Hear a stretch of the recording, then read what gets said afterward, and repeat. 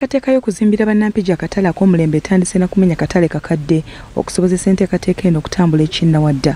Abamu ku basuubuzi be tusobodde okwogerako nabo batubuulidde embeera nga bw'etambula mu kifo ekijja we baasengukidde. Kino ekifo kye batutaddemu mu butuufu bakiteeseteese bulungi era ng'abasuubuzi tuli basiimu nnyo. Ate ebintu byaffe birina obukuumi biri gguluggulu. Saba Allah yekka atuwe baguzi bokka.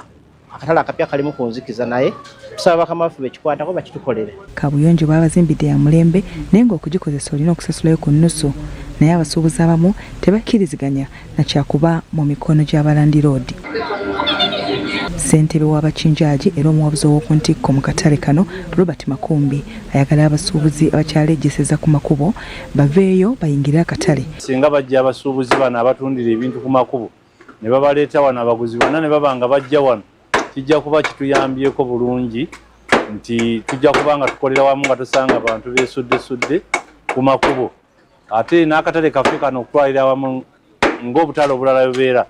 Ffe Mukama atuyambye nti tetubadde na ntalo n'abasuubuzi bifo byange biki. Obutaba na kipande ekyoleka awazimbiddwa akatale kano wamu n'ekizikiza ekisukkiridde biremesezza abasuubuzi okwekolera ku magoba agawera. Batulangireko nti twazze eno ku wakisi. Era emirimu gitambula bulungi.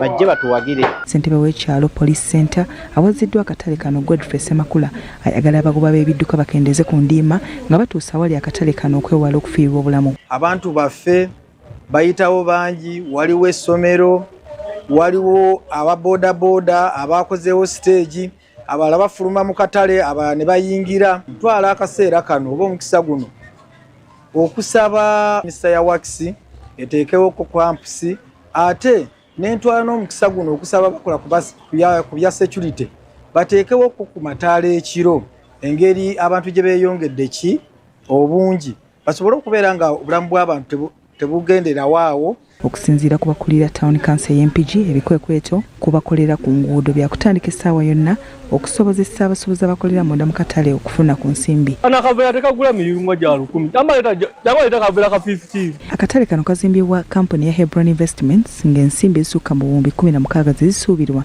okukozesebwa. Kusookera ddala nja kusiima omukulembeze w'eggwanga Pulezidenti Yoweri Kaguta Museveni olw'enkyukakyuka eno gy'atuteekedde ey'okutuzimbira akatale. Jasine Birungi Kayembe ne Mutalemwa Kizito Vincent, BBS Telefina, Gambuuze.